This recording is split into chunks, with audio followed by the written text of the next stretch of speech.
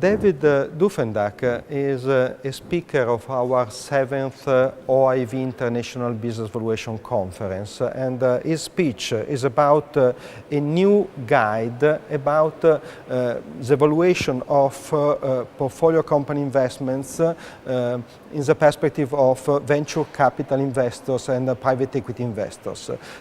David, what is the main message of your speech today? Sure, thank you.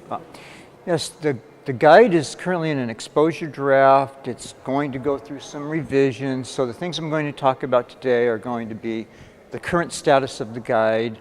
But the main focus for today is to provide the participants with a roadmap of the various topics that are in the guide. And then I'm going to focus more specifically on 3 or 4 areas that I think will be of interest, whether you're in the US or anywhere else under US GAAP or IFRS, that will drill down into some specifics of the guide.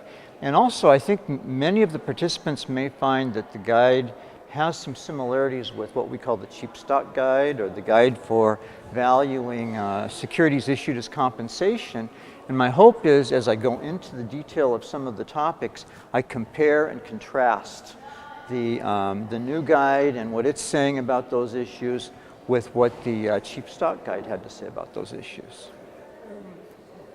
One of the issues is the unit of account or unit of valuation. I think that this is very important because many times investors buy bonds and stocks and with different liquidation preferences and so on. How unit of account can change the perspective of the valuer?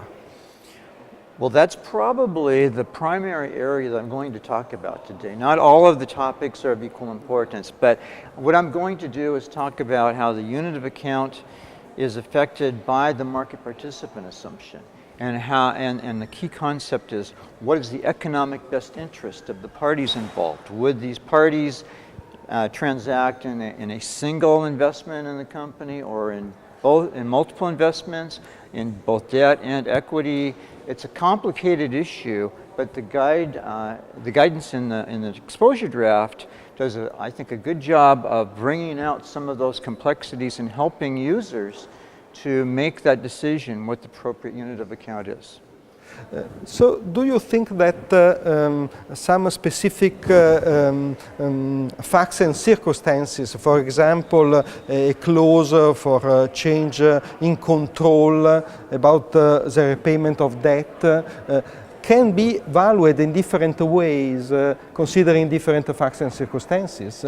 That's right. One of the other topics I'm going to talk about, in addition to the unit of account, is some of the nuances with debt.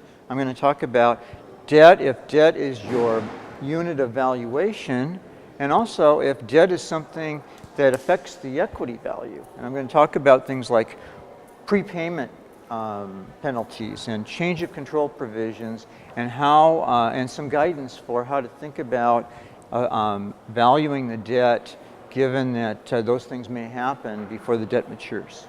Thank you very much. Thank you, David. Thank you.